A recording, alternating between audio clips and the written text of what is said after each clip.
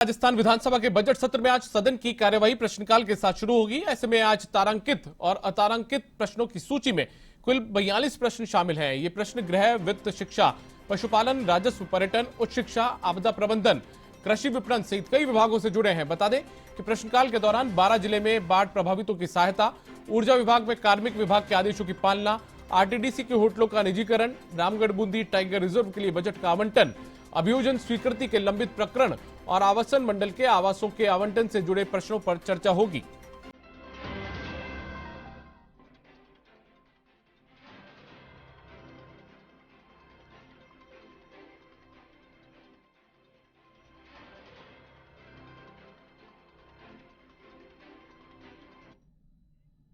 और हमारे साथ में दिनेश कसाना मेरे सहयोगी जुड़ गए हैं, राजस्थान विधानसभा के बाहर वो मौजूद हैं। उनका रुख कर लेते हैं। दिनेश, यदि आज की बात करें तो ऐसे कौन से महत्वपूर्ण प्रश्न हैं जो प्रश्नकाल में विधायकों की तरफ से लगाए गए हैं, और इसके अलावा ऐसे कौन से मुद्दे हैं जिसको लेकर सदन में आज हंगामा हो सकता है या बीजेपी ने रणनीति तैयार की है?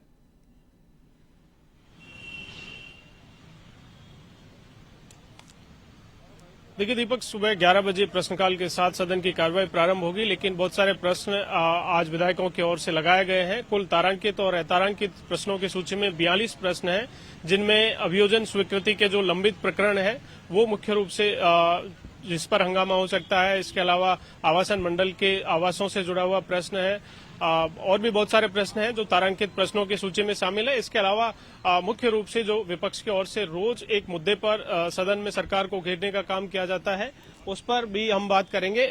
बीजेपी के प्रवक्ता और विधायक हैं रामलाल शर्मा, वो हमारे साथ हैं। रामलाल जी, कल भी सदन में पेपर लीक प्रकरण को लेकर काफी गहमागहमी रही, आज किस मुद्दे पर विपक्ष का जोर रहेगा? देखिए, आज हम कानून व्यवस्था को लेकर सरकार को घेरने का काम करेंगे। आज प्रदेश के हालात ये बन गए हैं कि कोई सुरक्षित नहीं है, युवा सुरक्षित नहीं है, महिला सुरक्षित नहीं है, दलित सुरक्षित नहीं है। आज नाबालिग बच्चों के साथ दुष्कर्म की घटनाएं एक के बाद घटित हो रही है, सोशल मीडिया के ऊपर ब्लैकमेल करने की घटनाएं एक के बाद एक हो रही है, गैंगस्टर की घटनाएं एक के बाद एक हो रही है। अब नया फिरौती अपहरण का दौर भी शुरू हुआ है। राजस्थान में ये पहली बार है। पहले बिहार में सुनते थे कि अपहरण की घटनाएं होती है, अब राजस्थान के अंदर अपहरण की घटनाएं होने लगी। आज राजस्थान के अंदर गुप्त रूप से पूछे कि हम आपकी पहचान उजागर नहीं करेंगे, कम से कम सैकड़ों लोग आपको ऐसे मिलेंगे जो कहेंगे साहब हमारे से अमुक व्यक्ति ने फिरौती ली है, इतने पैसे लिए हैं।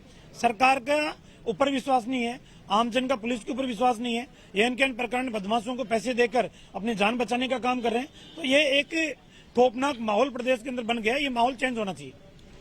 पेपर लीक का बड़ा मुद्दा है। आपके एक राज्यसभा सांसद, जिसको लेकर कल सदन में भी आपने मांग उठाई, लेकिन आपके जो नेता हैं एक एक जाकर उनसे मिल रहे हैं, क्या पार्टी पूरे सपोर्ट में नहीं है? देखिए, पार्टी पूरी सपोर्ट के अंदर है।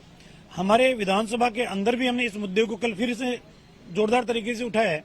हमारे पार्टी के पूर्व प्रदेश अध्यक्ष अशोक पन्नामी जी भी कल गए हैं। यहाँ के जयपुर शहर के सांसद रामचंद्र बोरा जी भी उनसे मिले हैं, कई अन्य विधायक भी उनसे मिले हैं। मैं खुद भी उनके धरने पे 2 बार जाके हूँ। उपनेता राजेंद्र जी राठौड़ भी जाके हैं। पूरी पार्टी उनके साथ है। पूर्व मुख्यमंत्री वसुंधरा जी का बयान भी उनके समर्थन में आ चुका है। तो किरोड़ीलाल जी अकेले नहीं है, पूरी पार्टी उनके साथ है। क्या स्थगन के जरिए कानून व्यवस्था के मुद्दे को उठाया जाएगा? या बिल्कुल, तमाम बीजेपी के विधायकों ने स्थगन दिया है और इस मुद्दे को पुरजोर शब्दों के अंदर हम उठाएंगे। हाल ही में राजधानी में 2 दिन पहले फायरिंग की घटना हुई, आरोपी हालांकि पकड़ लिए गए, और सरकार का यही तर्क रहता है कि घटनाएं होती है लेकिन कार्रवाई तुरंत होती है। हम तो ये चाहते हैं कि घटनाएं हुई क्यों। अपराध करने से पहले 4 बार सोचे ना। अपराधी की कोई जाति नहीं है, कोई धर्म नहीं है। उसका अपराधी अपराधी है, उसको उसी भाषा के अंदर जवाब देना चाहिए। तो देखिए, बीजेपी प्रवक्ता हैं और विधायक रामलाल शर्मा, जिनका कहना है कि जो घटनाएं हुई हैं, जो घटनाएं नहीं होनी चाहिए। फायरिंग की घटना हाल ही में जयपुर में हुई, कानून व्यवस्था को मुद्दे को लेकर चूंकि बड़ा मुद्दा है और उसको लेकर सदन में सरकार को घेरने का काम किया जाएगा। चूंकि कल भी जब सदन में चर्चा हो रही थी तो पक्ष के जो विधायक थे, हरीश मीणा की बात हो या रामकेश मीणा की बात हो, तमाम विधायकों ने कानून व्यवस्था के मुद्दे को लेकर अपनी सरकार को घेरा था। हरीश मीणा जो पूर्व डीजीपी रहे, उन्होंने तो यहाँ तक कहा कि मुझे 10 दिन लग गए एफआईआर दर्ज करवाने में। अपने ही जो पार्टी के विधायक हैं सरकार के, वो सरकार को कहीं न कहीं देखिए, कल भी रामकेश मीणा ने पीएचडी मंत्री के ऊपर गंभीर आरोप लगाए हैं। हरीश मीणा जी ने कानून व्यवस्था को लेकर, हरीश मीणा जी पेपर लीक मामले में कह रहे हैं कि पुलिस को जो कार्रवाई करनी चाहिए वो कार्रवाई नहीं की। तो सरकार के विधायक ही संतुष्ट नहीं है, जनता संतुष्ट नहीं है, तो सरकार फिर किसको संतुष्ट कर रही है? रामलाल जी, एक सवाल, कल यूनियन बजट आने वाला है, क्या उम्मीद की जाए केंद्र के इस बजट से? देखिए, आम जन की भावनाओं के आधार के ऊपर बजट आएगा, लेकिन लोक लुभावना बजट नहीं होगा। देश को प्रगति के पथ के ऊपर ले जाने वाला बजट रहेगा और आम जन की भावनाओं को ध्यान में रखा जाएगा। देखिए, दिनेश। रामलाल शर्मा कह रहे हैं कि यूनियन बजट कल आ रहा है और बजट को लेकर बहुत सारी उम्मीदें केंद्र के बजट से है, लेकिन रामलाल शर्मा का कहना है कि ये लोक लुभावन बजट नहीं होगा। जी। इस बजट में आम जन को राहत देने का प्रयास किया जाएगा।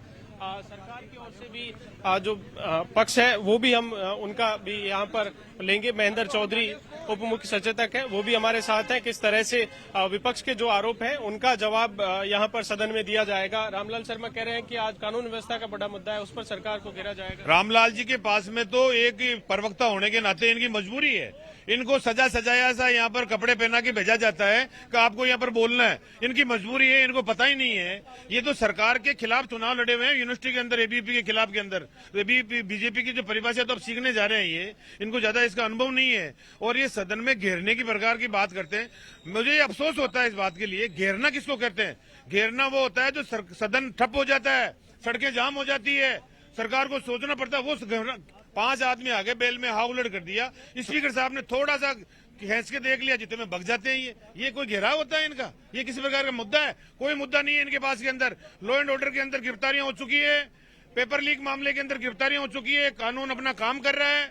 राजस्थान के मुखिया ने पहले भी कह दिया कि जो भी दोषी होगा उसके खिलाफ में कार्रवाई होगी। तो इनकी तो मजबूरी है बोलना, इसके अलावा इनके पास में कुछ नहीं। इनके पास शून्य बटा सन्नाटा है। पेपर लीक को बड़ा मुद्दा बनाया जा रहा है। कल भी सदन में हंगामा हुआ, राज्यसभा सांसद हैं वो भी धरने पर बैठे हैं लगातार। सरकार लगातार कह रही है दिनेश। कि कार्रवाई उन पर की है। संयम लोढ़ा का एक दिनेश, पुराना आप नजर वीडियो बनाए रखिएगा। तो कुल मिलाकर हम देख रहे थे, हमारे संवाददाता दिनेश कसाना लगातार यहां पर बातचीत कर रहे हैं।